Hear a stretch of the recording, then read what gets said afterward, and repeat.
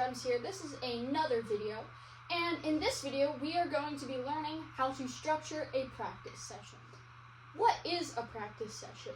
Many musicians, and this isn't just drummers, just go ahead and play their solo or etude and any piece they need to be to do a band, and then without like a metronome or any warm-up, and then go on with the rest of the day hoping that they're going to get better. In reality, they're actually not getting better. They're actually getting a little bit worse every time. In practice sessions, you have to have a good warm-up with a metronome at a good slow tempo, and then you can slowly get that faster until you have perfection. And then, next, after you do a 100% good warm-up, you're just going to have to move on to your solo, or any piece that you're working on for a band, or to make a band. So in my instance, a all-district solo. After you pull that up, you're just going to go ahead and, if you already know the piece, I'll talk about that later, but if you're just seeing the piece for the first time, the very first thing you look at is time signature. That's going to depend on how you count in your brain, how you count rests, and so on. After that, you look at the hardest rhythms you see. This also, all of these things are also good for sight reading. So if you are put into a room where you have to do sight reading for a audition, these tips help too. So look at dynamics as well. So dynamics are pretty important. Like, you can't just put or miss out on one dynamic and say, oh, I'll get that next time. You have to have all the dynamics, because you could play a forte hit when it's supposed to be a really soft piano hit around the band, and then that'd be pretty bad. The one thing you have to look at is, like I said earlier, hard measures. Hard measures are what, like I said, hard measures. You gotta work on them.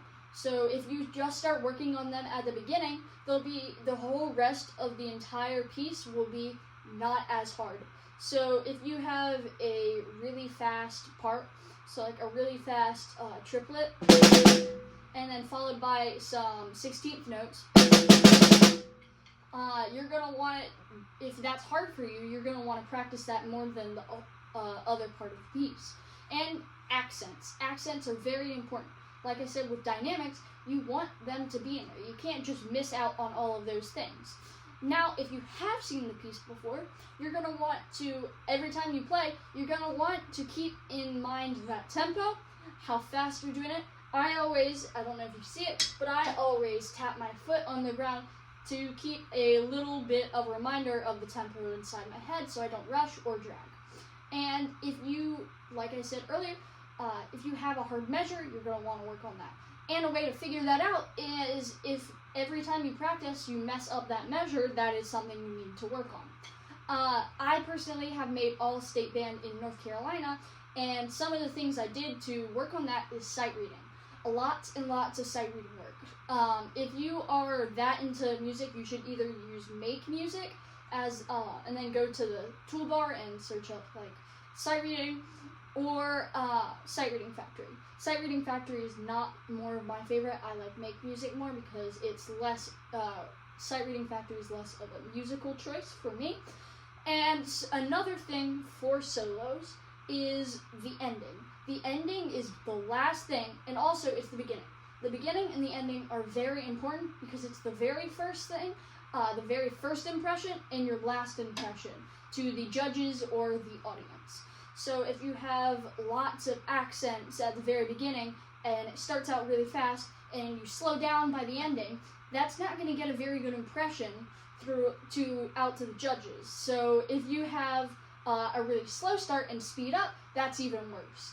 I'd rather you slow down than speed up, but in like the real world, you don't want to do either of those. You want to keep on the beat the whole time.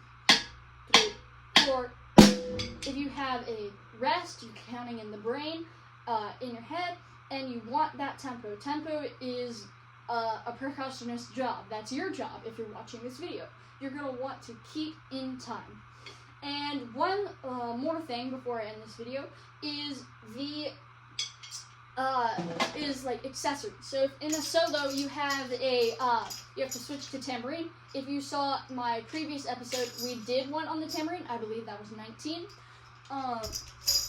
Like it said, you can go back to that video to see the technique, but you're wanting to look presentable. So if you have that, you're going to want any hand percussion will necessarily go into the air. So that goes off of the practice session, but I will do more videos on that later. Make sure in a practice session you're practicing like you are going to perform it. If you are a lazy practicer, you're not holding the sticks the correct way, and you're not doing all of the dynamics, you're probably not going to play it correctly in that setting that you are being judged on or you have an audience. So you're going to want to practice like you perform. Thank you guys so much for watching this video. I have some more less of lessons videos and more of special videos that I have in my mind. But if you like those lessons, I'm working on doing some mallet videos. I am going on a trip to Tennessee during the Christmas, so I will hopefully get a video out after, probably in January, of that experience. I hope you go and practice after I told you this video, because I'm about to do that. And like I say, stay grooving.